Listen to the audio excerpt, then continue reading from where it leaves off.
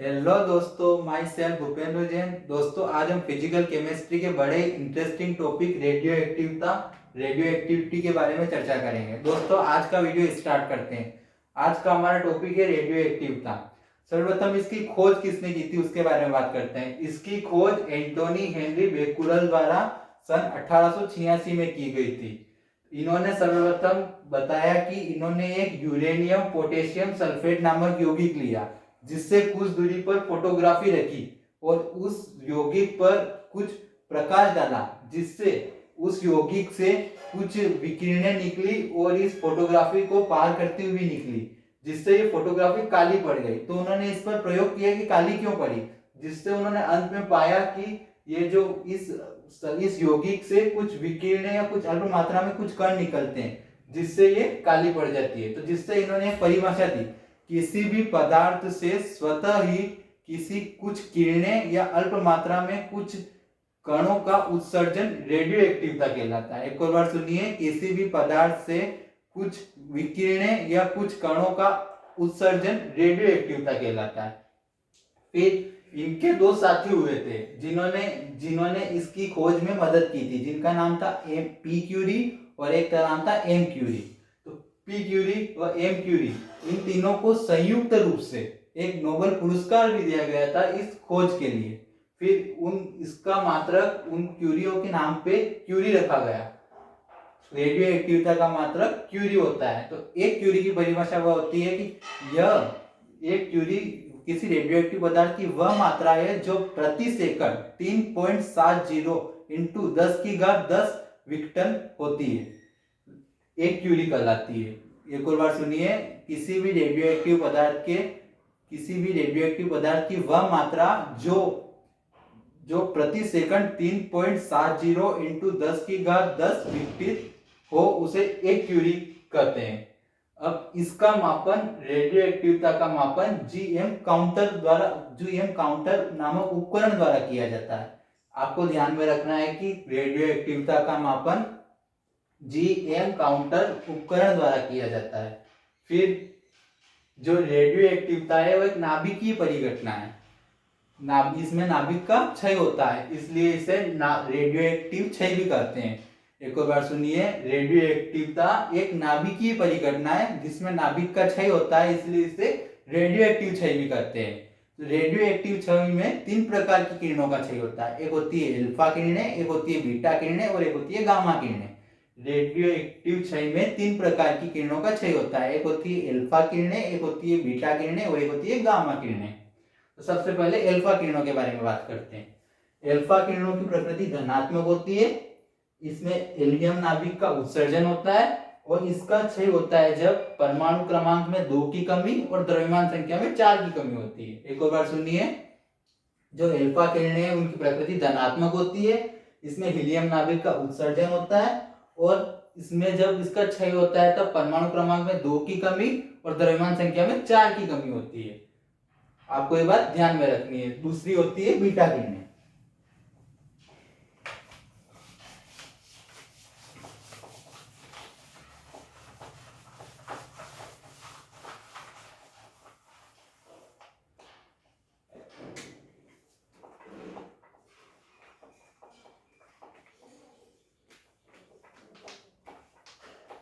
Beta किरणों की प्रकृति ऋणात्मक होती है और इसका जब क्षय होता है तब इसमें परमाणु क्रमांक में 1 की वृद्धि होती है और द्रव्यमान संख्या पर कोई प्रभाव नहीं पड़ता है। जब इसका क्षय होता है तब परमाणु क्रमांक में 1 की वृद्धि होती है और द्रव्यमान संख्या पर कोई प्रभाव नहीं पड़ता है। जैसे हम देखें तो वही उदाहरण लेते हैं, 92 टू 38। सबसे पहले अल्फा का क्षय कराते हैं तो हमें प्राप्त होता है थोरियम 9234। फिर हम बीटा का क्षय कराते हैं तो 1 की वृद्धि हो जाएगी परमाणु क्रमांक में, ठीक, इधर 91 हो जाएगा और द्रव्यमान संख्या पर कोई प्रभाव नहीं पड़ेगा। तो आपको ध्यान में रखना है। फिर तीसरी होती है गामा किरणें, जो उदासीन होती है। गामा किरणें उदासीन होती है, इन पर कोई आवेश नहीं होता है। और हमें ध्यान में रखना है नोट करके कि जो भेदन क्षमता होती है वह गामा किरणों की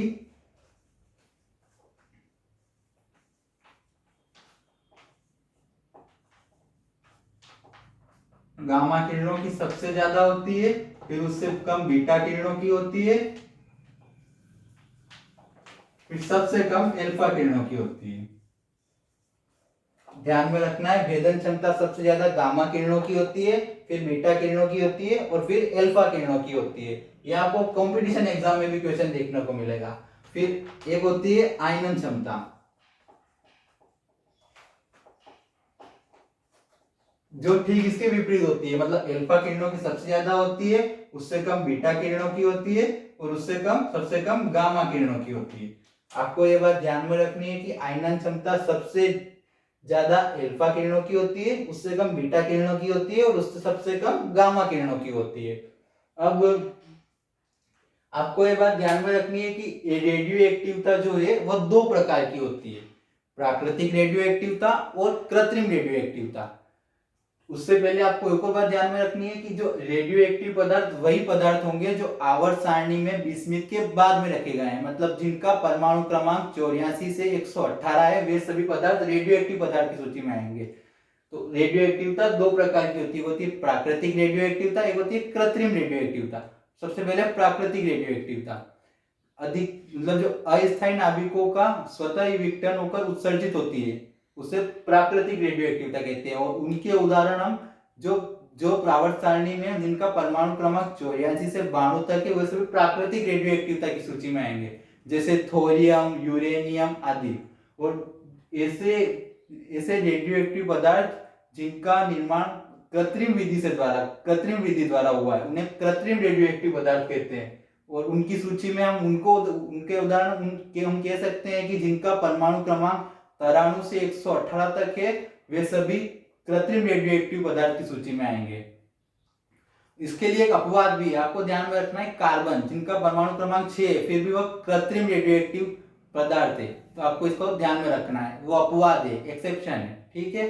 फिर इसके आगे आपको दो बातें वैसे बहुत इंपॉर्टेंट है, ये भी ये कंपटीशन एग्जाम पूछी जाती है कि जो आयोडीन होता है ना, आयोडीन 131, इसका उपयोग घेंगा रोग के उपचार में होता है।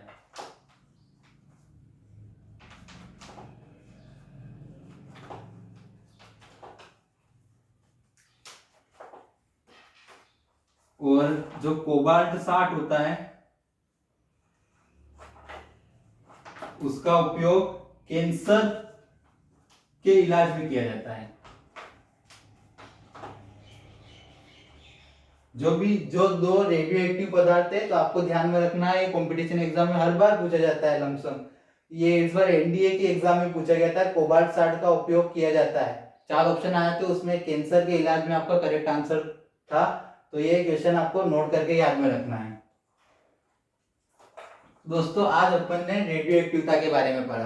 तो रेडियो एक्टिवता क्या है, तो किसी भी पदार्थ के स्वतः ही उस पदार्थ से कुछ विकिरणें या अल्प मात्रा में कुछ कणों का उत्सर्जन होता है, उसे रेडियो एक्टिवता कहते हैं। रेडियो एक्टिवता दो प्रकार की होती है, प्राकृतिक रेडियो एक्टिवता, कृत्रिम रेडियो एक्टिवता।